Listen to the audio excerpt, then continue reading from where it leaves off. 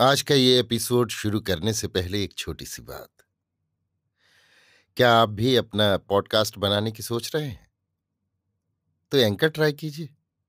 ये पॉडकास्ट बनाने का सबसे आसान तरीका है। नंबर 1, ये फ्री है।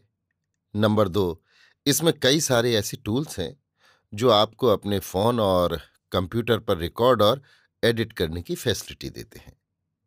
नंबर 3, आप अपने पॉडकास्ट को डिस्ट्रीब्यूट भी कर सकते हैं, जिससे इसे स्पॉटिफाई और दूसरे प्लेटफॉर्म पर सुना जा सके। तो डाउनलोड कीजिए फ्री एंकर ऐप या विजिट कीजिए anchor.fm पर अपना पॉडकास्ट स्टार्ट करने के लिए।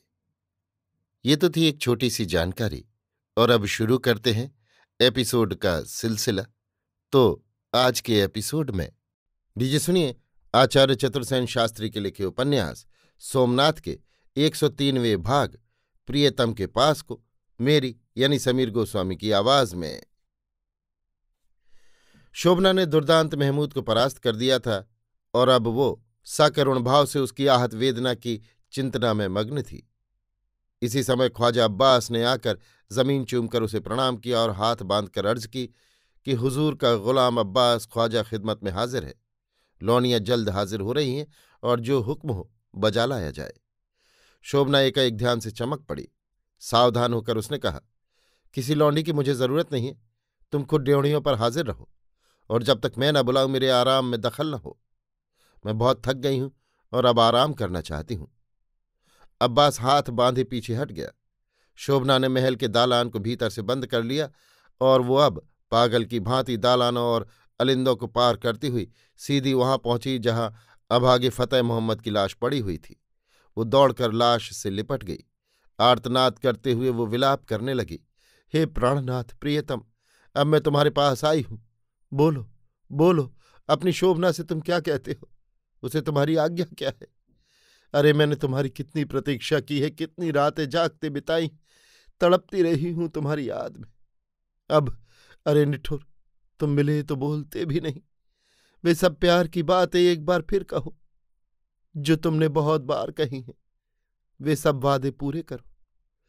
हाय, कितने सुंदर थे तुम। ये क्या हो गया? किसने तुम्हारी ये गत कर दी? कौन मेरी सौत, मेरी जन्म बैरन निकल आई?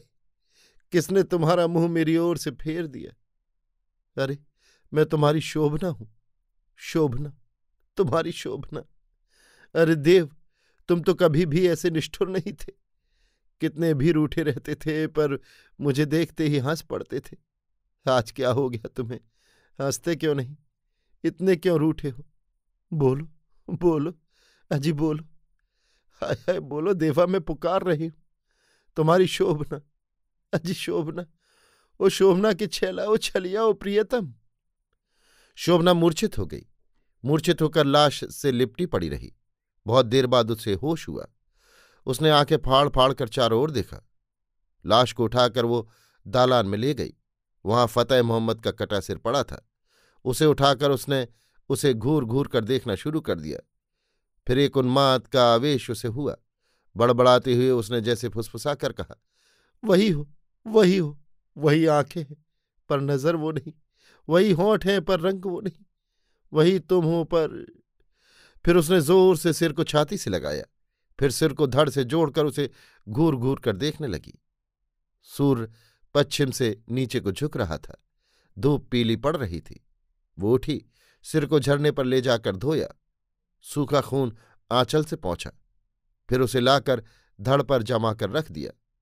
वो बड़ी देर तक उसे देखती रही। अब उसके आंसू सूख गए थे। कुछ विचार उसके मस्तिष्क में आए। उसने सोचा, अब इस जीवन से क्या काम, क्यों ना अभी इस जीवन को समाप्त कर दूं। परंतु तुरंत ही उसने सोचा, ये तो ठीक नहीं। महल में खोज होगी, यहां हम दोनों की लोथ मिलेगी, भेद खुल जाएगा और चौला देवी की तलाश होगी। नहीं नहीं, इस लाश को छिपाना होगा और अंततः मुझे वही अभिनय करना होगा। उसने इधर उधर देखा। वो उठकर झाड़ी के पास गई। वहां की मिट्टी कुछ गीली थी। तलवार की नोक से उसने बहुत सी मिट्टी खोद डाली। खोद कर गड्ढा किया। फिर उसने अपनी बहुमूल्य साड़ी उतार कर लाश से लपेट दी। लाश को उठाकर उसने कंधे पर रखा और लाकर गड्ढे में उतार दिया। दोनों नन्ही नन्ही मुट्ठियों में मिट्टी लेकर कहा, मेरे प्रियतम, अपना काम तुमने किया और अपना मैंने। तुमने धर्म ईमान का प्यार के नाम पर सौदा किया और मैंने प्यार का धर्म और ईमान के नाम पर। अंततः तुमने अपनी राह पकड़ी और मैंने अपनी। मिलन हुआ और उसी क्षण विदाई भी हो गई। मिलन के ही क्षण क्षण में हो गई मेरी विदाई। अच्छा प्रियतम, विदा, चिर विदा। खूब मिले और खूब चले, वाह। उसने अपनी दोनों मुट्ठियों की मिट्टी धीरे धीरे गड्ढे में डाली। इसी समय दो आंसू ढलक गए, पर उसने अधिक आंसू न बहने दिए। जल्दी जल्दी उसने गड्ढा भर दिया। वो तलवार भी उसने लाश के साथ ही दफना दी। फिर उसने रक्त के सब दाग पोंछ डाले और सावधानी से चारों ओर देखती हुई वो उसी कक्ष में लौट आई। भूख, प्यास, थकान, नींद, दुख, दर्द और पीड़ा से वो अर्धमूर्छित सी भूमि पर पड़ी रही। अभी आप सुन रहे थे आचार्य चतुर्सेन शास्त्री के लिखे उपन्यास सोमनाथ के 103वें भाग प्रियतम के पास को, मेरी यानी समीर गोस्वामी की आवाज में।